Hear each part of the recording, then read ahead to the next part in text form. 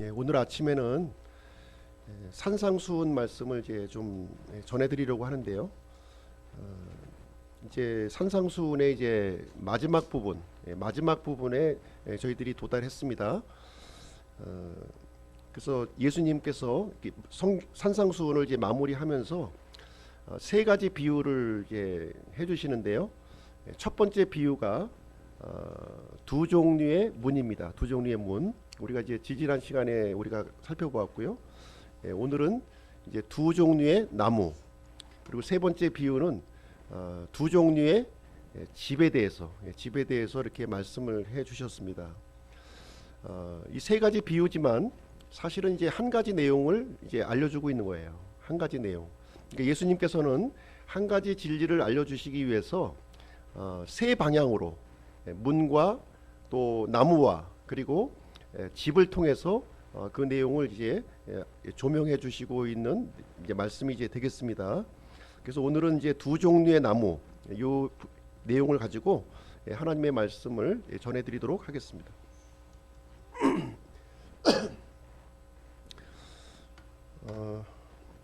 첫째 아담과 둘째 아담에 대해서 잠깐 먼저 설명을 드리고요. 좋은 나무와 변질된 나무, 하나님의 뜻과 불법, 무엇이 잘못되었는가, 이런 순서로 말씀을 전해드리도록 하겠습니다. 중심 내용은 참된 성도는 좋은 열매를 맺으며 하나님의 뜻에 굴복하는 사람이다 하는 그런 내용이 이제 되겠습니다. 먼저 첫째 사람과 둘째 사람에 대해서 좀 말씀을 드릴게요. 이 첫째 사람과 둘째 사람의 이 내용을 이해하시면 신약 성경의 대부분의 내용을 우리가 이제 알 수가 있는 거예요. 근데 만약에 이 첫째 사람과 둘째 사람을 이해하지 못하면 신약 성경의 많은 부분을 우리가 이해하지 못할 수 있다는 거죠. 그렇죠? 그래서 어떻게 보면 이 첫째 사람과 둘째 사람은 신약 성경의 그 신약 성경을 여는 열쇠와 같은 말씀이다, 이렇게 보시면 되겠습니다. 고린도전서 15장 47절에 이렇게 기록이 되어 있는데요. 첫째 사람은 땅에서 나서 땅에 속하지만 둘째 사람은 하늘로부터 나신 주신이라, 이렇게 기록이 되어 있습니다. 그래서 첫째 사람과 둘째 사람에 대한 정의를 여기서 우리에게 알려주시고 있는데요. 이 첫째 사람은 우리의 첫 조상을 얘기하는 거예요. 하나님께서 만들어 주신 우리의 그 아버지와 할아버지와 그 조상까지 쭉 거슬러 올라가면 하나님께서 만드신 첫째 사람이 있는 거죠. 첫째 사람 아담을 가리키는 거예요. 아담. 첫째 사람은 아담을 가리킨다. 그러면 둘째 사람은 누구냐? 둘째 사람은 바로 이제 2000년 전에 오신 예수 그리스도가 둘째 사람이라고 성경은 우리에게 알려주고 있습니다. 그렇죠? 그래서 첫째 사람의 그 속한 사람들을 이제 보시게 되면 아담에게 속한 사람들이 아담. 여기 계신 분들 모두 부모님에게서 출생하셨죠?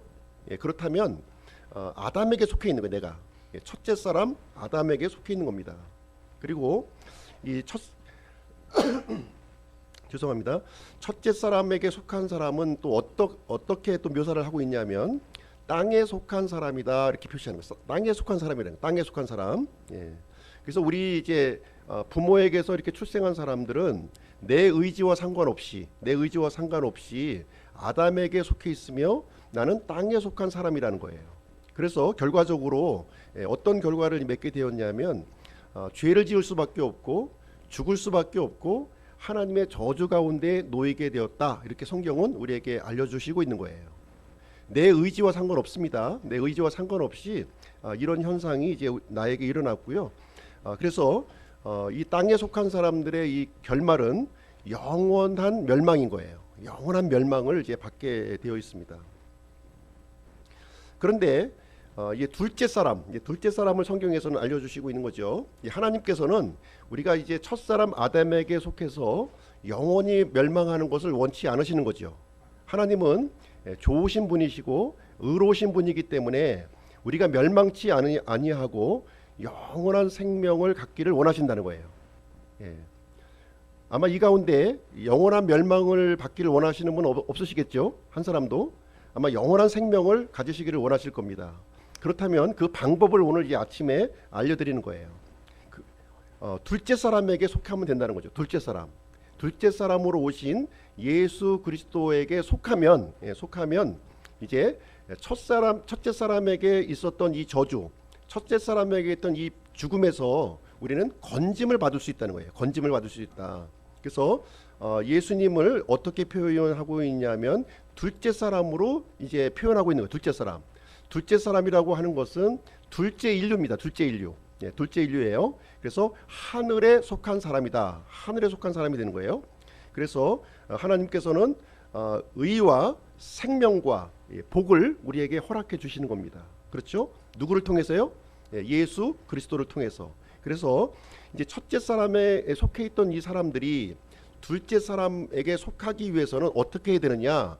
이제 가운데 화살표의 이제 내용을 보시게 되면 예수 그리스도를 믿기만 하면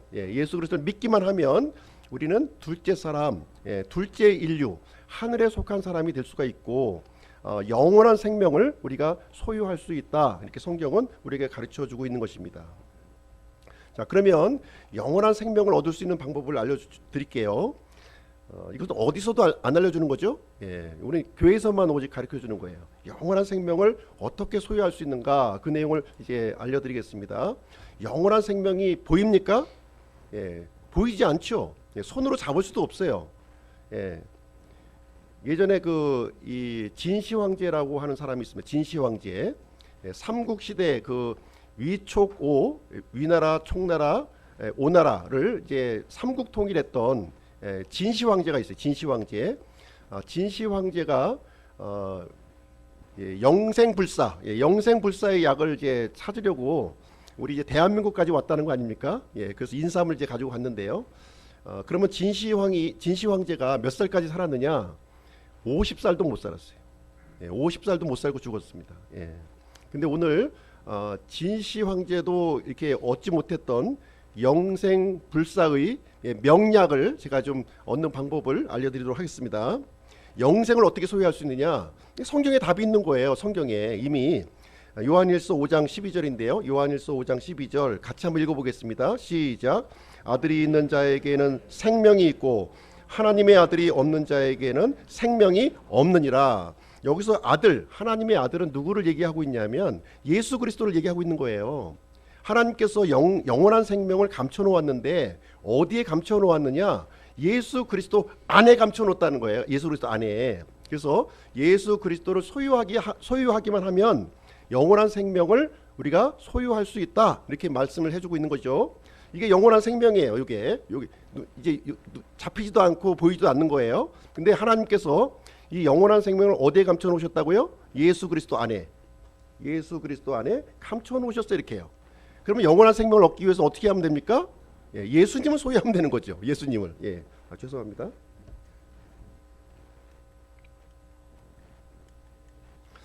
예수님을 소유하면 되는 거예요. 너무 간단한 거예요. 예수님만 소유만 하면 우리가 더 이상 저주를 받지도 않고 멸망하지도 않고 영원한 생명을 얻을 수 있다. 이렇게 말씀을 해주고 있습니다. 그래서 예수님은 2000년 전에 사람으로 오셨어요. 사람으로 오셨지만 그분은 하나님이셨던 거예요. 하나님. 어떻게 하나님인 줄 알 수 있느냐? 모든 사람은 죽죠. 모든 사람은 죽는데 예수님은 십자가에서 죽으시고 다시 부활하셨다는 거예요. 다시 부활하심으로 말미암아 하나님의 아들이 되신다고 하는 사실을 온 세계에 입증하신 거예요. 입증하셨습니다. 그래서 오늘날 예수 그리스도의 부활을 믿는 사람들이 이렇게 예배를 드리고 있는 겁니다. 그렇죠? 역사적인 사실이에요.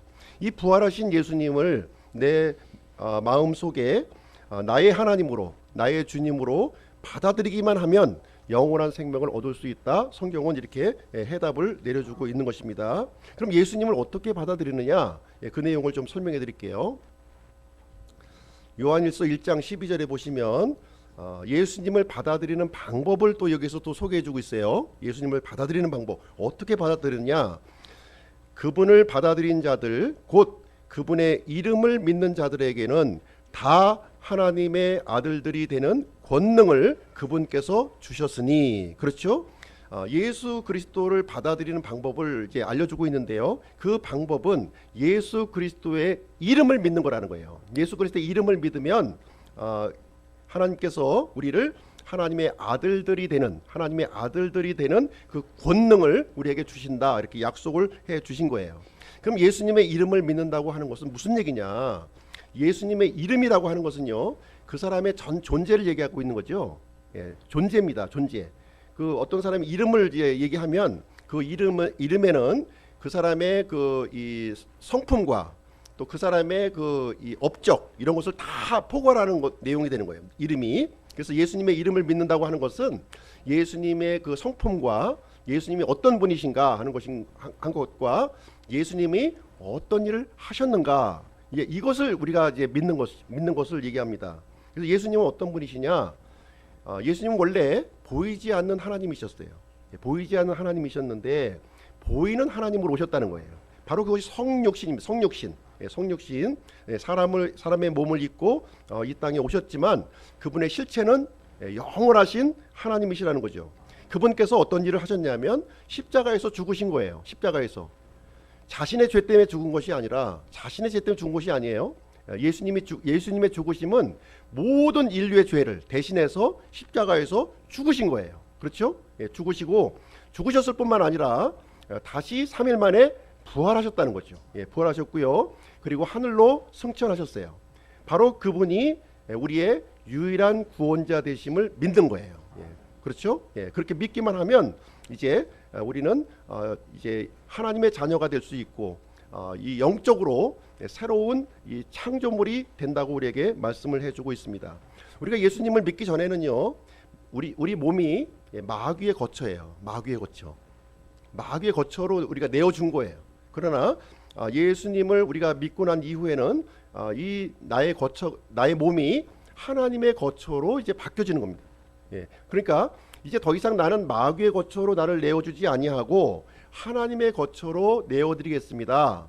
내 중심에 이 나를 위해서 십자가에 죽으시고 부활하신 이 예수님을 나의 주님이요 나의 하나님으로 받아들이겠습니다. 이렇게 믿는 자에게는 하나님의 아들이 되는 권능을 우리에게 주신다. 하나님이 약속하신 거예요. 하나님이 하실 수 없는 게 한 가지 있는데요, 그건 거짓말을 못하시. 거짓말. 하나님이 하신 것은 반드시 지키시는 거죠. 그렇죠? 그래서 예수 그리스도가 기준입니다. 예수 그리스도가 기준이에요. 지금 AD와 BC를 무엇으로 가릅니까? 예수님이 오시기 전, 예수님이 오시기 후, 이렇게 해서 세속 역사도 예수님을 기준으로 연대를 바꾸고 있는 거예요. 그렇죠? 예수님이 오시기 전이 구약, 예수님이 오시고 난 이후가 신약, 이렇게 바뀌어지는 것입니다. 예수 그리스도가 기준입니다. 이 기준을 분명히 알고 있어야 되는 것이고요. 사도행전 4장 12절에 보면 이렇게 기록이 되어 있습니다.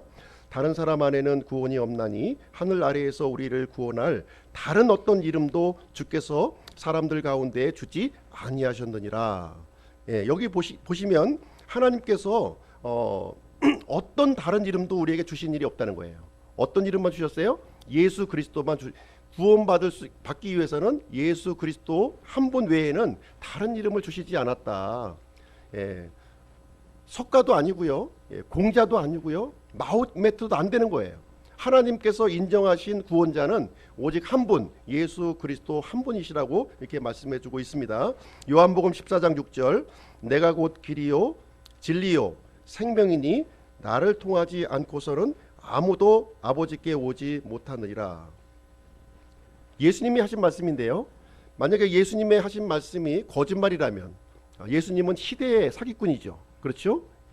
예수님은 자신을 가리켜서 뭐라고 얘기하고 있냐면 유일한 길이요 유일한 진리요 유일한 생명이라고 우리에게 알려주시고 있는 거예요.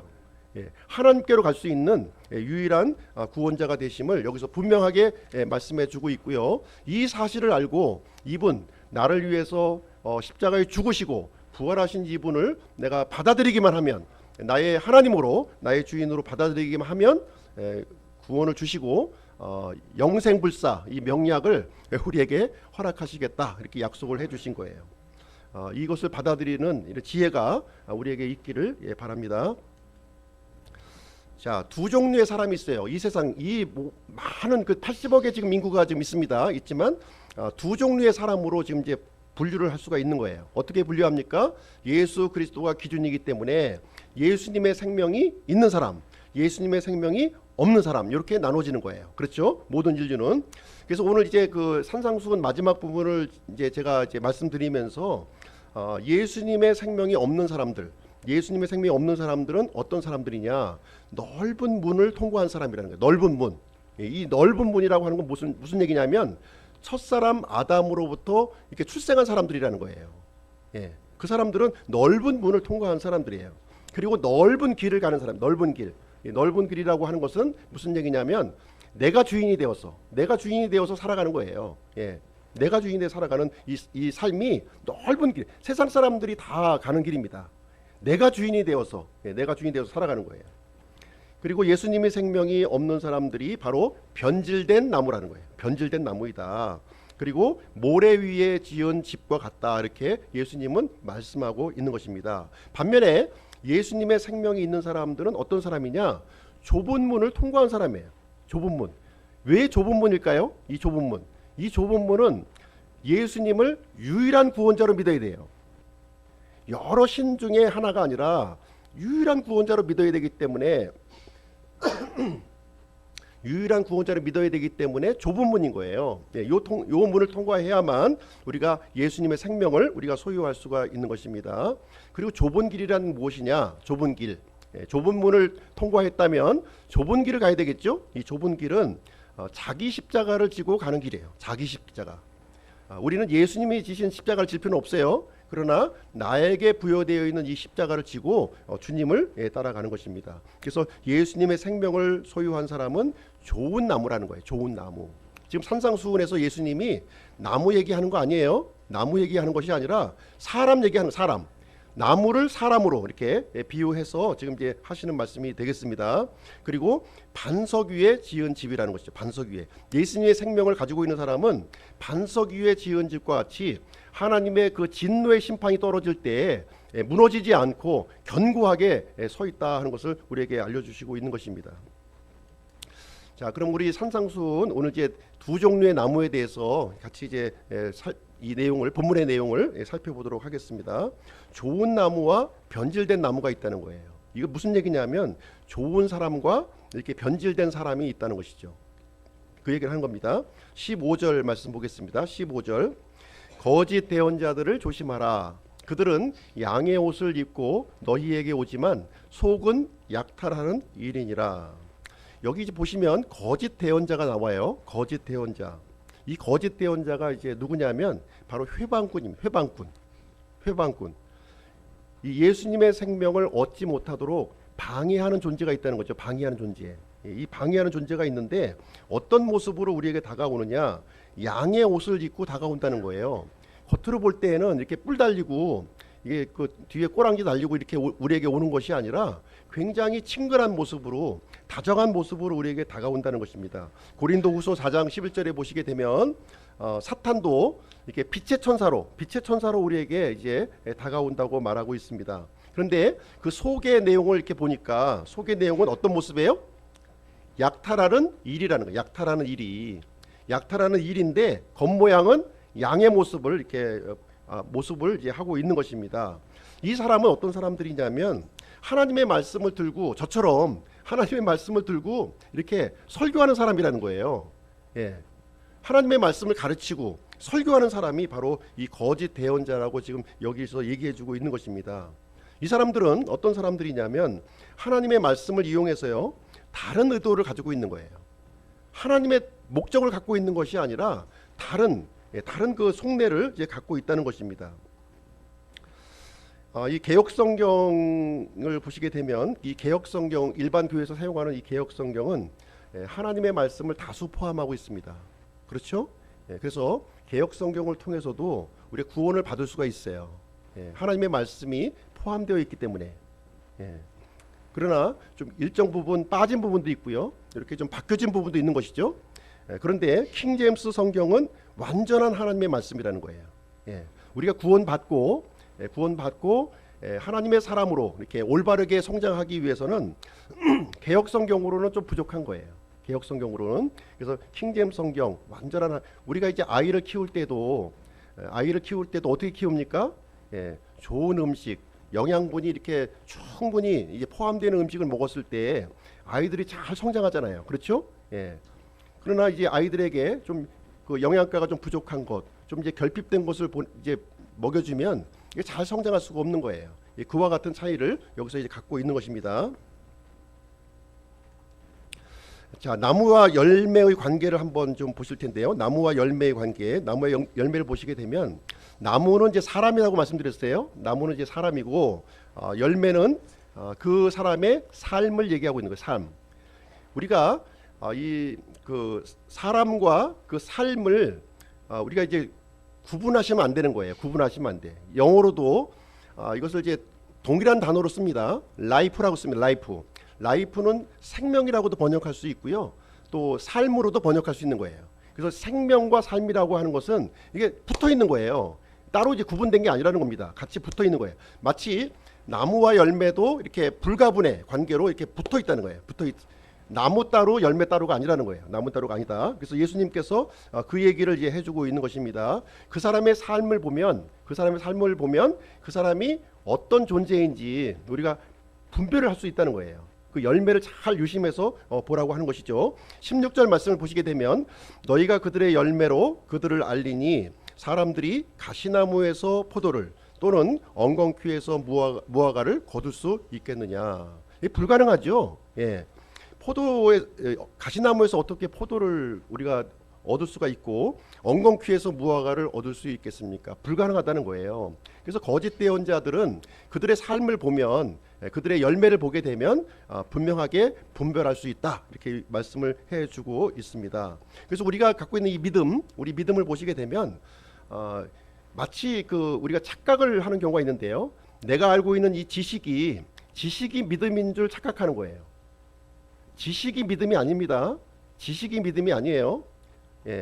이 믿음과 그 열매는 같이 붙어 있는 거예요. 붙어 있는 겁니다.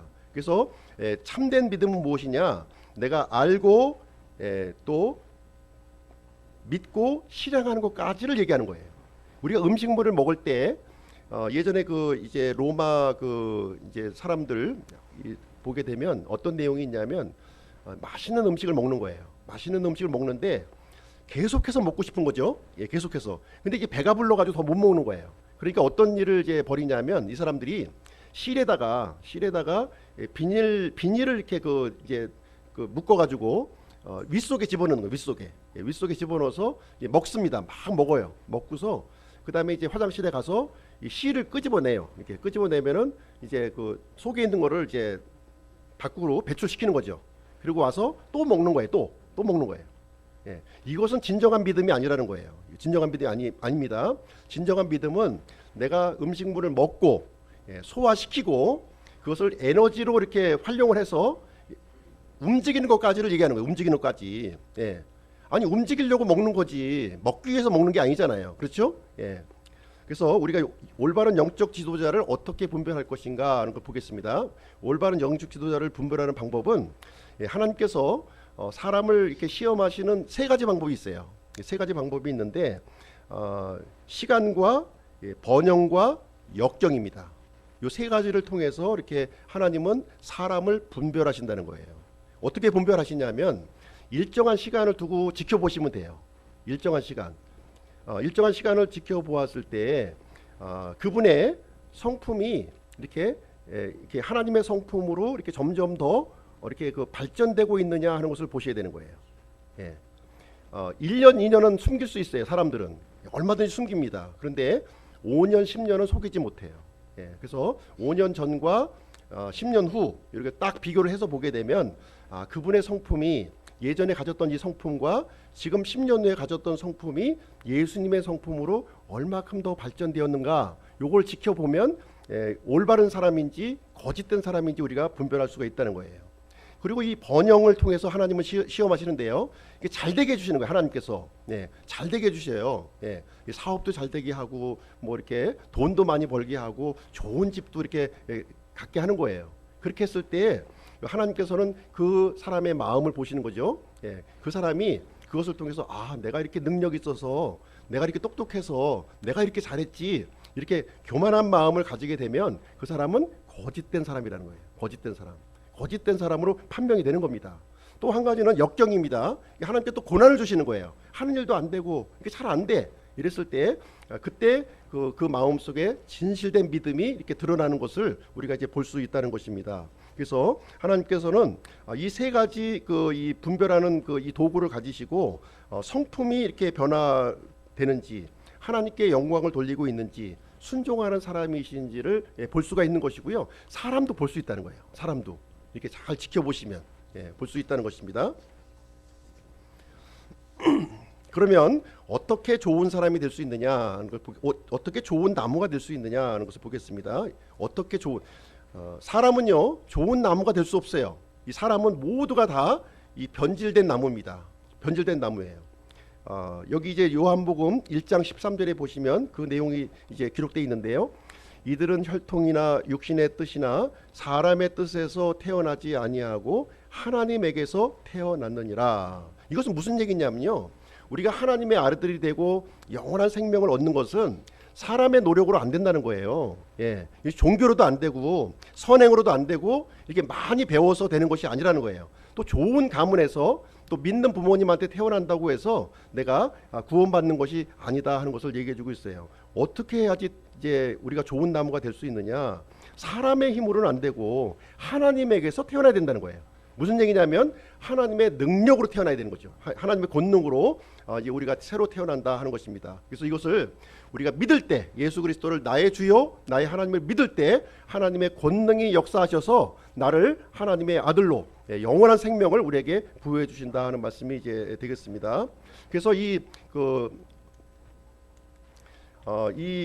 내용을 산상수훈에서 지금 이제 계속 설명해 주고 있는 거예요. 이 부분을 사람 얘기를 해주는 겁니다. 사람 얘기를 해주시고 있는 건데, 이와 같이 좋은 나무마다 좋은 열매를 맺되 변질된 나무는 나쁜 열매를 맺을 수밖에 없다 하는 것을 얘기해 주시면서, 이 좋은 나무는 그러니까 좋은 나무는 예수 그리스도의 생명을 소유한 사람이에요.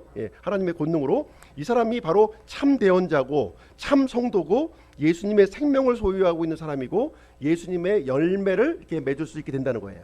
이건 어떤 노력으로 되는 것이 아니라 생명의 현상이라는 거예요. 생명의 현상을 얘기해주고 있는 것이고요. 반면에 이 변질된 나무라고 하는 것은 거짓 대언자요, 거짓 성도요, 예수님의 생명이 없는 자이기 때문에 예수님의 열매를 맺는 것이 아니라 육신의 열매, 자기 열매를 맺게 된다는 것을 말해주고 있습니다. 그래서 결론을 이제 말씀해주고 있는데, 이제 좋은 열매를 맺지 아니하는 나무마다 찍혀 불 속에 던져지나니, 그러니까 이 좋은 열매를 맺지 않는 이 나무, 이 사람들은 어떤 사람이냐면 예수님의 생명이 없는 사람들이에요. 예수님의 생명이 없는 사람들, 이 사람들은 이제 하나님으로부터 버려진다는 거예요. 마치 이제 그 열매를 맺지 않는 이 나무가 이렇게 찍혀서 불 속에 들어가는 것처럼, 마찬가지로 우리 예수님의 생명이 없는 이 사람들은 하나님으로부터 이게 버려져서 이제 영원한 멸망으로 갈 수밖에 없다 하는 것을 여기서 우리에게 얘기해주고 있습니다. 그래서 히브리서 9장 27절 말씀을 보시게 되면, 한 번 죽는 것은 사람들에게 정해진 것이요 이것 뒤에는 심판이 있나니, 이렇게 하고 있습니다. 그래서 우리가 이제 믿는 사람이나 믿지 않는 사람이나 다 죽어요. 육체적으로 다 죽습니다. 그렇죠? 우리는 매 순간, 지금 이 순간에도 사람들이 죽어가고 있어요. 믿는 사람도 죽고요, 믿지 않는 사람도 죽는 거예요. 차이점이 있습니다. 차이점이 있어요. 죽은 후에 믿는 사람은 심판을 받지 아니하고 믿지 않는 사람은 하나님의 심판을 받게 된다는 거예요. 요 차이점이 죽은 후에 아주 이 분명한 차이가 여기서 발생이 되는 것입니다. 그래서 우리는 이제 나 자신이 과연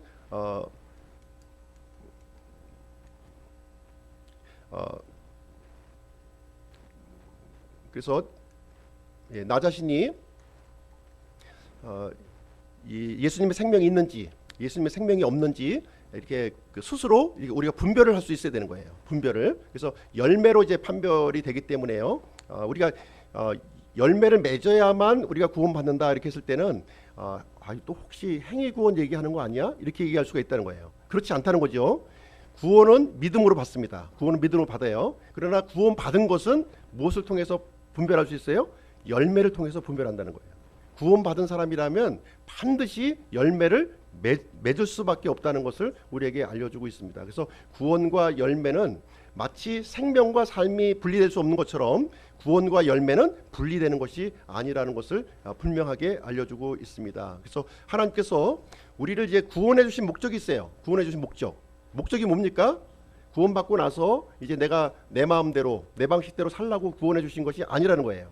구원해 주신 목적은 바로 열매를 위해서 우리를 구원해 주셨다는 거예요. 마치 농부가 이 가을의 결실을 바라보면서 씨를 뿌리는 것처럼 하나님께서 우리를 구원해 주신 목적은 이렇게 우리가 하나님의 선한 열매를 맺도록 하기 위해서 구원해 주신 것이지, 구원받은 이후에 내 마음대로 살라고 그렇게 구원해 주신 것은 절대로 아니다. 그래서 우리가 구원받은 사람들은 좁은 문을 통과한 사람이고요. 이제는 어떤 길을 가야 돼요?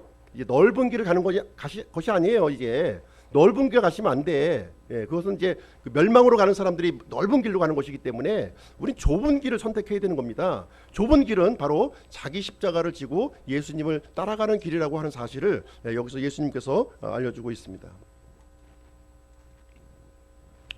자, 하나님의 뜻과 불법에 대해서 말씀드리도록 하겠습니다.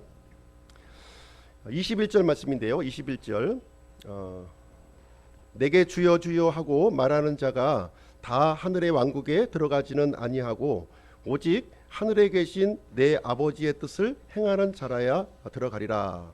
여기 천국에 들어가는 기준을 예수님께서 말씀해주고 있는데요. 천국에 들어가는 기준은 한 가지라는 거예요. 한 가지인데요. 혈통으로도 안 돼. 또 학벌로도 안 돼. 어떤 종교 의식으로도 안 돼. 오직 한 가지 방법, 하늘에 계신 아버지의 뜻을 행하는 자. 그 합법적인 사람만 들어간다는 거예요. 합법적인 사람. 불법적인 사람은 들어갈 수가 없어요. 근데 마지막 날에 아주 희한한 일을 지금 예수님께서 여기 설명하고 있어요. 마지막 날의 모습을 보게 되면 그 날에 많은 사람들이 내게 이르기를 주여 주여 우리가 주의 이름으로 대언하지 아니하였나이까? 주의 이름으로 마귀들을 내쫓지 아니하였나이까? 주의 이름으로 많은 놀라운 일들을 행하지 아니하였나이까? 이렇게 얘기하는 사람들이 이제 예수님 앞에 이제 있다는 거예요. 그것이 소수의 사람이 아니라 굉장히 많은 다수의 사람들이 이제 이렇게 이제 예수님 앞에 이제 와서 이제 하소연을 하고 있는 거죠. 내가 주님의 이름으로 주여 주여 우리가 주님의 이름으로 이렇게 이 하나님의 말씀을 들고 이렇게 설교를 하지 않았습니까? 저 같으면 이제 7년 동안 설교하지 않았습니까? 하고 예수님께 항변을 하는 거죠. 그리고 주의 이름으로 마귀들을 내쫓지 않았습니까? 주의 이름으로 막 마귀 악한 영들을 막 쫓아냈다는 거예요. 병도 낫게 하고 기적을 막 일으켰다는 겁니다. 그리고 주의 이름으로 많은 놀라운 일들을 행하지 아니하였습니까? 주의 이름으로 이렇게 막 이렇게 교회도 크게 짓고요 지금. 그리고 또 많은 성도들을 모으고 이렇게 엄청나게 놀라운 일을 했지 않습니까? 하고 이제 예수님 앞에서 지금 하소연하는 사람이 지금 이제 생겨난다. 이때가 언제냐면은 마지막 날이에요. 심판 날에 이제 그 얘기를 이제 해주고 있는 것이죠. 무슨 얘기냐면 내가 그 동안에 이렇게 열심히 주여 주여 하면서 주여 주여 했다고 하는 것은 이제 굉장히 열성적인 사람이죠. 이분은요 열성적인 사람이에요. 보통 일반적인 사람은 주여 이렇게 한 번만 하는데 이 사람은 이제 주여 주여 이제 주여 주여가 몇 번 나옵니까 여기? 주여 주여 하면서 그냥 막 열성적으로 막 새벽기도도 나오고 이렇게 나름대로 믿음 생활을 열심히 했는데 나중에 보니까 천국에 들어가지 못한다. 예수님이 이렇게 판정을 내리신다는 거예요. 여기 보시게 되면 예수님 앞에 선 사람들은 굉장히 겉으로 볼 때는 믿음이 좋은 사람들이에요. 여기 보시게 되면 우리 사람의 눈으로 보았을 때 굉장히 믿음이 좋은 사람이라는 거예요. 예수님을 주로 고백하는 신앙 고백이 있었다는 거예요. 신앙 고백이. 근데 예수님이 볼 때는 이 사람이 죽은 믿음이었다는 거죠. 죽은 믿음. 그러니까 아까 얘기한 것처럼 밑 속에 들어갔는데 다시 끄집어낸 거예요. 다시 끄집어내는 사람이라는 거예요. 입으로만 시인했고요. 예수님의 생명이 없는 사람이라는. 그러니까 이 말을 통해서 우리가 발견할 수 있는 것은 뭐냐면 예수님의 생명이 없이도 주여 주여 할 수 있다는 거죠. 예수님이 생명이 없어도 주여주여 할 수 있다는 거예요. 주여주여. 믿음 고백을 할 수 있다. 지금 이 얘기를 말해주고 있는 것입니다. 그리고 이 사람들은 예수님의 이름으로 많은 일을 했다는 거예요. 많은 일. 전도도 많이 하고 선교도 많이 하고 뭐 이제 헌금도 많이 하고 이렇게 했는데 예수님이 보실 때는 어떤 모습이었느냐? 그 모든 일들이 하나님의 영광을 구한 것이 아니라 자기 영광을 구했다는 거예요. 자기 영광. 자기 영광을 구하고 자기의 탐욕을 채우기 위해서 했다는 거예요. 자기 탐욕. 자기가 하고 싶은 일을 한 거지. 하나님의 영광과 하나님의 목적을 추구한 것이 아니었다고 예수님은 지금 여기서 이제 얘기하고 있는 것이죠. 그래서 예수님을 어떻게 부렸냐면 말로는 주여 주여 했지만 실질적으로 어떻게 한 거예요? 예수님을 종으로 한 거, 종으로 부린 거죠.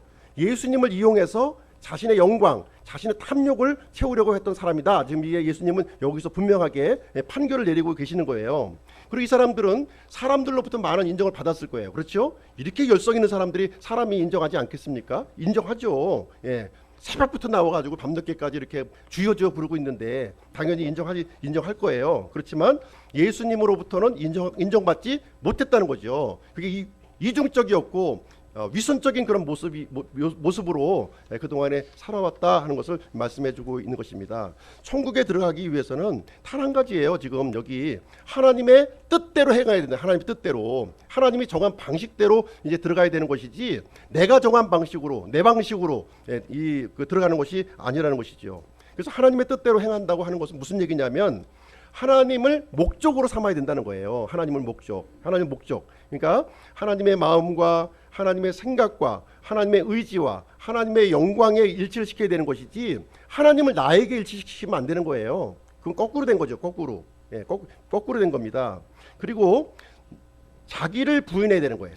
하나님의 뜻대로 행한다고 하는 것은 자기를 부인하고 자기 십자가를 지고 따르라고 분명히 예수님께서 말씀을 하셨는데 내 생각과 내 의지와 내 감정을 내려놓아야 되는 거예요. 내려놓아야 돼.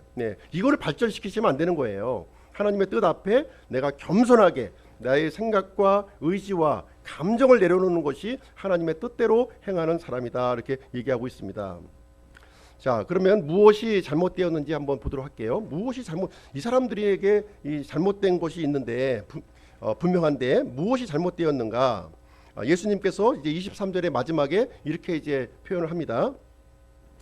그때 내가 그들에게 밝히 말하되 내가 너희를 결코 알지 못하였노라. 불법을 행하는 자들아 너희는 내게서 떠나라. 여기 보시면 예수님께서 뭐라고 얘기하시냐면 알지 못하였노라 이렇게 얘기하죠. 알지 못하였노라. 그러니까 과거형으로 말씀하시는 거예요. 이미 예수님은 벌써 처음부터 이 사람들의 동기와 목적이 하나님의 그런 생각과 목적과는 일치가 되지 않았다고 하는 것을 분명하게 지적을 하고 있는 것이고요. 불법을 행하는 자들은 불법, 하나님의 법을 따르는 것이 아니라 자기 법대로 하나님을 믿었던 그런 사람이었다. 이렇게 분명하게 명시를 해주고 있는 것입니다. 참된 신자가 되길 원하십니까? 참된 신자가 되길 원하신다면 불법을 행하시면 안 되는 거예요. 합법적으로 하나님을 믿으셔야 돼요. 하나님의 뜻대로 믿어야 되는 거지 내 방식대로 이렇게 할 테니까 하나님 받아주세요. 이것은 옛날에 우리 조상들이 정한수 떠놓고 기도하는 것과 똑같은 거예요. 비나이다 비나이다 하면서 우리 남편 과거급제 해주시고 우리 남편 승진하게 해주시고 우리 집 이렇게 가문 번성하게 해달라고 비나이다. 이 신의 뜻을 자기의 뜻에 이렇게 끌어내리는 거죠. 끌어내는 거예요. 이건 불법적인 거라고 불리면 불법적인 것입니다. 그래서 첫 번째 잘못된 것은 이 사람들은 예수님과 무관했다는 거예요. 예수님과 무관했다.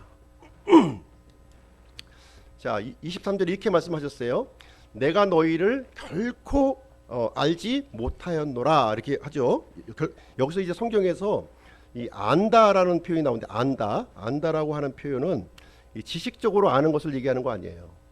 지식적으로 이렇게 예수님을 알고 모르고를 얘기하는 것이 아닙니다.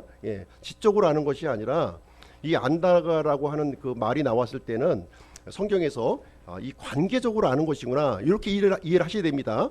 이거 지적으로 아는 거지 이게 아니에요. 관계적으로 예수님과 관계적인 알을 이제 우리가 갖는 것을 얘기하는 것입니다. 창세기 4장 1절에 보시면 아담이 자기 이불을 앓매 가인을 낳았다 이렇게 하죠. 그렇죠? 그래서 이제 아담이 자기 안에 이불을 눈동자는 어떻고 또 머리털은 어떻고 몸은 어떻고 이렇게 열심히 연구했더니 가인을 낳은 것인가요? 자기 아내를 열심히 이렇게 공부를 열심히 했더니 이거 뭐 저기 세포 수는 몇 개고 또 저기 그 손톱의 색깔은 뭐 어떻고 이렇게 열심히 연구했더니 가인이 태어났더라 이렇게 얘기하는 게 아니잖아요 지금. 그러니까 그 아담과 이브가 이렇게 성적인 관계를 통해서 이제 가인이 출생했다 이 얘기하는 거죠 지금. 마찬가지예요. 이 안다고 하는 것은 이 경험적으로 아는 거예요. 관계적으로 아는 걸 얘기하는 거예요. 지금 이 예수님 앞에 지금 나와 있는 사람들은 무언가 많은 일을 했지만 예수님과 아무런 관계없이 자기 일을 한 거예요. 자기 일. 그러니까 상관이 없다 이렇게 말씀하시는 거죠. 나하고 전혀 경험된 것이 없다. 지금 예수님께서 이렇게 말씀하고 있는 것입니다. 그래서 예수님의 생명이 없이 이렇게 아무리 많은 업적을 세운다 할지라도 그것은 아무 소용이 없어요. 이건 마치 뭐와 같으냐면 청강생하고 청강생 아시죠? 학교에 들어가면 이제 그 합격은 안 했어 이분이 합격 안 했는데 몰래 들어가서 이제 공부를 한 거예요. 공부하고 싶은 마음에 들어가서 했는데 열심히 했어. 열심히 했는데 이제 자격이 있습니까 없습니까? 자격이 없어요. 이분은 아무리 공부 열심히 해도 자격이 없는 거예요. 청강생은 정식으로 입학해서 합격해가지고 그래서 학생의 신분으로 이제 그 공부를 해야지 그 학점을 따는 것이지 그렇지 않으면 학점 못 따는 겁니다. 그 얘기를 해주고 있는 거예요 지금. 그래서 예수님과 관계없이 이렇게 업적이 화려할 수도 있어요. 교회를 출석하고요, 예배를 참석하고요, 또 봉사도 하고요, 또 기도와 찬송도 하고 선교, 교육 이렇게 다양한 재능으로 이렇게 하나님 앞에 헌신을 할 수가 있습니다. 그렇지만 청강생으로 하시면 안 된다는 거예요. 예수님과의 이런 그 관계 속에서 이 일들이 이루어져야 된다. 그렇지 않으면 내가 너희를 결코 알지 못하였노라 이렇게 예수님은 말씀하시는 거죠. 그래서 우리가 또 살펴보아야 되는 거예요. 살펴보아야 됩니다. 그 다음에 이 사람의 잘못된 거 두 번째는 불법을 행했다. 불법을 행했다는 거죠. 불법을 행하는 자들아 이렇게 얘기하잖아요. 그러니까 아버지의 뜻을 행하지 않았다는 거예요. 아버지의 뜻. 아버지의 뜻이 성경에 기록되어 있습니까? 안 되어 있습니까? 기록되어 있어요. 하나님의 뜻이라고 명백하게 기록된 게 많이 나옵니다. 많이 나와요. 그 뜻에 굴복하고 순종한 게 아니라 이 사람들은 자기 뜻, 자기 생각, 자기 계획, 자기 탐욕, 자기 업적, 자기 영광을 위해서 이렇게 일한 거예요. 그러니까 예수님이 당연히 불법을 행했다 이렇게 말씀을 하시고 있는 것입니다. 그래서 이 사람들이 이제 맺었던 열매는 어떤 열매냐? 빌립보서 3장 19절에 보시면 이렇게 표현해주고 있습니다.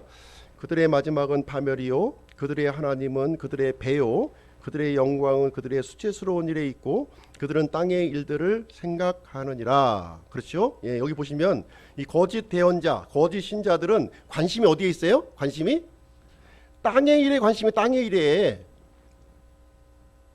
하늘의 일에 관심이 있는 것이 아니라 하늘에 속한 사람들은 어디에 관심이 있어요? 하늘에 관심이 있어야지 당연히. 근데 이 거짓 대언자들은 땅에 관심이 있는 거야. 이 세상 정치가 어떻게 돌아가고 세상 경제가 어떻게 돌아가고 여기에 관심이 있는 거예요. 여기에. 우리 그리스도인들 거기에 관심 가질 필요 없어요. 단지 우리가 신경 써야 될 건 뭐냐면 우리 믿음 생활을 할 수 있도록 이렇게 평안한 이런 그 시대가 좀 될 수 있도록 좀 해달라고 기도를 해야 되는 거예요. 우리가요. 그래서 올바른 사람이 지도자가 돼야 되는 겁니다. 그런 것을 위해서 우리가 마땅히 기도를 해야 되겠지만 너무 지나치게 현실이 그 하늘의 일보다 더 관심을 가지시면 안 되는 거예요. 우리의 관심 초점은 항상 위의 것, 하늘의 것을 우리가 추구해야지 땅의 것을 추구하시면 안 되는 겁니다. 우리가 비행기가 우리가 그 활주로에서 올라갈 때 그 비행기 날개를 보시게 되면 윗면이 둥글고요, 아랫면이 이게 평평한 거예요. 위가 둥글고 아래가 평평해. 그러면 바람을 이렇게 맞닥뜨리게 되면 윗부분에는 이제 바람이 많이 맞이하죠. 바람을 맞이하는 면적이 넓은 거예요. 위쪽이. 아래쪽은 상대적으로 적은 거죠. 그러니까 어떤 일이 일어납니까? 이제 뜨는 거잖아요. 이렇게요. 비행기가. 근데 반대로 날개가 아래가 둥글고 위에가 평평하다. 이 비행기로 아마 활주로를 달린다면 어떻게 됩니까? 뜨는 게 아니라 점점 더 가라앉는 거예요. 점점 더 가라앉는 거예요. 그래서 위가 둥글어야 돼. 위가. 네. 하늘을 향해서 우리가 둥글어야지. 네. 땅에 둥그러면 안 되는 거예요. 땅에 둥그러면. 그러니까 우리의 초점이 우리가 현실의 삶을 무시를 할 수가 없어요. 먹고 살아야 되고 좋은 그 우리 정부가 들어서야 되고 분명한 사실입니다. 그럼에도 불구하고 우리의 초점은 어디로 가 있어야 된다? 하늘에 있어요. 하늘에. 예. 이것이 하나님께서 우리에게 말씀하시는 거예요. 그래서 여기 그 예수님 앞에 선 사람들은 땅의 일에 이렇게 초점을 두고 땅의 일, 땅을 이렇게 넓게 둔 거야. 땅으로 점점 내려갔던 사람이었다는 것이죠. 그래서 겉으로 볼 때는 이게 하나님을 섬기는 것처럼 보였어요. 그렇지만 자신의 배를 채웠고 자신이 높아지기를 원했고 이렇게 땅에 있는 곳에 이런 탐욕스러운 마음을 이렇게 갖고 있었다. 이렇게 얘기하고 있는 것. 자기 열매를 맺는 거, 자기 열매. 하나님의 열매를 맺어야지 내 열매를 맺으면 무슨 소용이 있겠습니까? 예. 그래서 우리 성도들이 예수님을 따르는 사람으로 만들어야지 목사를 따르는 사람 만드시면 안 되는 거예요. 예. 주님이 초점이고 주님의 기준이라고 막 자꾸 말씀하는데 사람이 자꾸 나서서 나를 따르라고 이렇게 얘기해서는 안 되는 겁니다. 그럼 어떻게 해야 되느냐? 우리는 어떤 삶을 살아야 되느냐? 마태복음 16장 24절에 그때 예수님께서 자기 제자들에게 이르시되 어떤 사람이 나를 따라오려거든 자기를 부인하고 자기 십자가를 지고 나를 따를지니라 이렇게 말씀하고 있습니다. 그래서 예수님을 이렇게 따라가는 길은 이렇게 나를 부인하고 쉽지가 않은 일이에요. 이게 사실 쉽지 않은 일이지만 계속해서 나를 부인하고 나를 낮추고 이렇게 예수님을 높이는 쪽으로 우리가 나아가야 된다 하는 것입니다. 예수님의 생명을 얻는 것은 좁은 문을 통과하셔야 돼. 좁은 문은 물리적으로 좁다는 것을 얘기하고 있는 것이 아니라 예수님을 유일한 구주로 받아들여야 되기 때문에 그것이 좁은 문이라는 거예요. 그것을 일반 세상 사람들은 받아들이질 않아요. 예. 여러 가지 진리를 얻는 길이 여러 가지 길이 있지. 꼭 왜 예수님만 믿어야 된다고 해? 이렇게 얘기한다는 거죠. 그러나 하나님께서 우리를 구원할 수 있는 유일한 길은 예수님만 주신 거예요. 진리는 배타적일 수밖에 없는 것이고 진리는 이렇게 독선적일 수밖에 없는 겁니다. 그래서 하나님이 정해주신 그 길을 선택했을 때 하나님이 주시려고 하는 영원한 생명을 소유할 수가 있는 것입니다. 그리고 열매 맺는 삶이라고 하는 것은 이 좁은 길을 가는 것이다. 좁은 길을 가는 것이 되겠습니다. 그래서 우리가 예수님을 믿는다고 하는 것은 이렇게 지금 그 비단 금침 이렇게 쭉 깔아놓고 이렇게 아주 그 화려한 길 걸어가는 게 아니에요. 예, 화려한 길 걸어가는 게 아닙니다. 옛 사람을 죽이고 새 사람으로서 살아가는 겁니다. 이 세상의 그 삶의 패턴 이걸 내려놓고 하늘의 패턴으로 우리가 살아가는 것, 그 결단을 하는 것이 바로 우리가 믿음 생활하는 것이고 구원의 길로 들어서는 것이라는 것을 알아야 됩니다. 그래서 이 세상 우리가 살아가면서 이제 예수님과의 경험을 갖는 거예요. 우리 결혼한 우리 그 커플들 이렇게 보게 되면 경험을 갖잖아요. 사진도 찍고 좋은 곳에 놀러 가서 이벤트도 하고 막 그러지 않습니까? 왜 그렇습니까? 그 경험을 공유하는 거예요. 경험을. 예. 우리도 이제 천국에 가기 전까지 이 땅에서 어떤 일을 해야 되느냐? 예수님과의 그 경험. 예. 지금 여기 활동 사진으로 다 찍히는 거예요, 지금. 예. 찍혀가지고 이 경험이 다 이렇게 리코딩 되는 겁니다. 리코딩이 돼서 그것을 참 이때는 이랬지, 저 때는 저랬지. 그 예수님 앞에 우리가 갔을 때 할 말이 있는 거예요. 할 말이 그냥 편하게 이렇게 지낸 사람들은 예수님 앞에 갔을 때 무슨 할 말이 있겠습니까? 저도 늦은 나이에 이 자리에 섰지만 나중에 예수님 앞에 가서 한마디 하고 싶다는 한마디 하고 싶어서 이 자리에 쓴 겁니다. 한마디. 그 한마디가 뭐냐면 그래도 제가 하는 데까지 해보려고 노력했습니다. 이 말 한마디 하려는 거예요. 이 말 한마디. 예. 이 말 한마디 하려는 마음으로 저도 이제 이렇게 지금 이 자리에 서서 이렇게 말씀을 전하는 내용이 되겠습니다. 그래서 이런 경험이 풍성해지길 바랍니다. 풍성해지셔야 돼요. 풍성해져야 됩니다. 이 세상은요. 모호한 경계를 만듭니다. 모호한 경계를 만들어요. 세상은 자꾸 이 경계를 허물어뜨리려고 그래. 예, 그렇죠? 예, 옳고 그름의 경계, 심지어 남자와 여자의 경계도 이렇게 허물어뜨리고요. 거룩한 것과 속된 것을 이렇게 허물어뜨려요. 교회와 세상을 이렇게 허물어뜨리는 거예요. 뭐 교회도 세상이지, 똑같은 것이지 하면서 이 교회가 이게 세속주의로, 실용주의로, 이게 편의주의로 자꾸 움직여 가고 있는 거예요.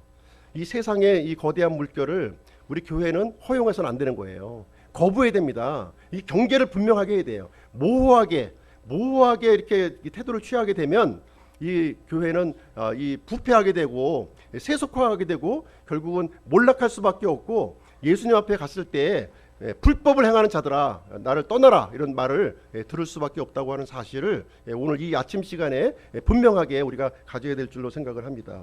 그래서 하나님의 뜻, 우리 구원받은 사람을 위해서 하나님의 뜻은 이거예요. 곧 너희가 거룩히 구별되는 것이다. 이 거룩히 구별되려고 하는 이런 열망이 우리 구원받은 사람들에게는 분명히 있어야 되는 것이고, 이것이 열매로 반드시 드러난다. 이렇게 성경은 우리에게 가르쳐주고 있는 것입니다. 자, 결론을 내리도록 하겠습니다. 자, 마지막 때를 우리가 지금 통과하고 있는데요. 많은 미혹이 있어요. 많은 미혹. 분별이 안 돼. 어느 것이 옳은 말인지 어느 것이 그런 말인지 분별을 할 수가 없어요. 분별. 거짓 지도자들이 난무하고 있고 거짓 성도들이 난무하고 있고, 심지어 나 자신에게도 속을 수가 있어요. 나 자신에게도 하나님의 말씀에 분명하게 서 있지 않으면 나 스스로에도 속아요. 나 스스로에게도 잘 믿는 것처럼 보이는 거예요. 설마 내가 예수님이 나를 모른다고 그러시겠어? 모르신다고 그러면 어떡하실래요? 분명하게 우리가 점검하고 우리가 믿음 생활하는데 만만하게 하시는 게 아니에요. 우리 믿음 생활하는 거는 영적 싸움입니다. 영적 싸움을 우리가 구원받는 순간부터 영적 싸움에 들어간 거예요. 영적 싸움에. 다시 세상으로 돌아가는 것은, 이것은 너무 이 구원을 무시하는 그런 처사가 되겠습니다. 그래서 나는 좁은 문을 통과했는가? 나는 지금 좁은 길을 걸어가고 있는가? 나는 좋은 나무인가? 나는 좋은 열매를 맺고 있는가? 이런 것들을 늘 이렇게 점검하고 보시기 바랍니다. 그래서 모두가 다 예수님께 인정받는 그런 그리스도인이 되시기를 축복드립니다. 마지막으로 한 절만 이제 보고서 마치도록 하겠습니다.